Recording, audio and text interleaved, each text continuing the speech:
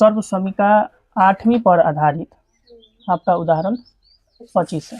क्या है उदाहरण 25? इसका गुणनखंड करना है और सवाल क्या है कि 8x³ + y³ + 27z³ minus 18xyz। तो जैसा कि अभी आप पढ़ के गए तो आप देख रहे हैं कि यह जो भी दिया हुआ है क्या इस रूप में नहीं है, दूसरा और किसी सर्वसमीका से तो मैच नहीं करता है, इसी से करता है और इसमें भी आपका ये वाला पक्ष पूरा मिल रहा है। तो इसको हम इस रूप पर तोड़ेंगे क्योंकि ये तो गुणनफल के ही रूप में है और गुणनखंड का मतलब ही होता है कि जितना सरल हो सके उसको गुणनफल के रूप में लिख देना। तो आप जान लीजिए कि ऑलरेडी सर्वसमीका ऊपर लिखा हुआ है, तो सीधे हम यहाँ इस पर तोड़ने की कोशिश करते हैं। और कैसे? तो अब आप बताइए कि इस 8x³ किसका क्यू करेंगे तो इतना हमें प्राप्त हो सकता है। तो यही तो यहाँ थोड़ा सा आपको दिमाग लगाना है। अगर हम 2x का क्यू करें तो क्या हमें 8x³ प्राप्त नहीं होगा। इसलिए अब जो हमें दिखाई दे रहा है कि ये वाला इसको हम x कह सकते हैं, ठीक है, बराबर दे देते हैं।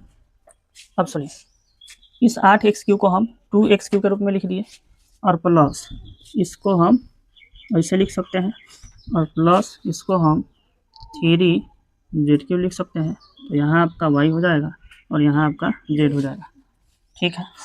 उसके बाद है आपका माइनस और क्या है जी, तो 3xyz, तो इसमें आपका 18xyz। तो इसको अगर हम तोड़ें, इसको अगर हम तोड़ करके लिखें तो आप जानिए कि 3 का 3, क्यों जी, तो यहाँ कहते हैं 3 का 3 और गुना x कितना हमको मिल गया, अब बढ़िया 2x गुना y कितना मिल गया, y गुना z कितना मिल गया, 3z। यहाँ मिल गया, चाहे तो घेर भी सकते हैं, ठीक है। तो इसको हम 2x³ जो कहते हैं रहने देते हैं और प्लस y³ प्लस 3z³ और माइनस इसको अगर गुना किया जाए तो इतना तो हो ही जाएगा। जैसे 3 दूनी के 6, 6 का 6 गया, 6 3 के 18, 18xyz, ठीक है। तो अब इस रूप का जो मिल गया, प्राप्त हो गया हमें, तो हम इस रूप में नहीं तोड़ सकते हैं, इस रूप में लिख सकते हैं। तो इसलिए इसको लिख दीजिए 3 गुने 2x गुने y गुने 3z बराबर। अब देखिए यहाँ क्या कहता है, x + y + z। तो x कितना है, 2x, 2x + y कितना है, तो y ये है, और z कितना है, तो 3z है। समझ गए? चलिए इसको आप चाहे तो घेर दीजिए और फिर कहता है x², ठीक है। तो x कितना है, 2x है, इसका स्क्वायर करेंगे तो ऐसे बनेगा। उसके बाद इसको देखते जाएंगे और लिखते जाएंगे, y माने y ये है, स्क्वायर करेंगे तो y², z माने 3z है और स्क्वायर, फिर माइनस कहता है xy, तो x कितना, 2x गुने y माने y है, और फिर माइनस कितना, तो y माने y और z माने 3z, माइनस का माइनस, z माने 3z और गुना x माने 2x, ठीक है।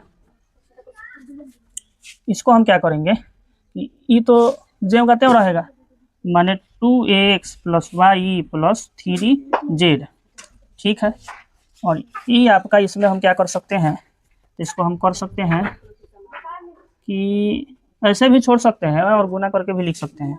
तो गुना करके अगर लिखें तो 4x² + y² और प्लस 3 3 आई के 9z² और माइनस ये रखिए, ये कितना हो जाएगा, 2xy और माइनस 3yz और माइनस 3 दूनी के 6xz।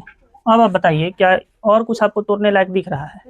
नहीं दिख रहा है, तो हो गया, बस यही गुणनफल के रूप में लिख दिए कि नहीं, गुणनफल के रूप में है ना, हो गुना के रूप में, तो हो गया गुणनखंड, बस।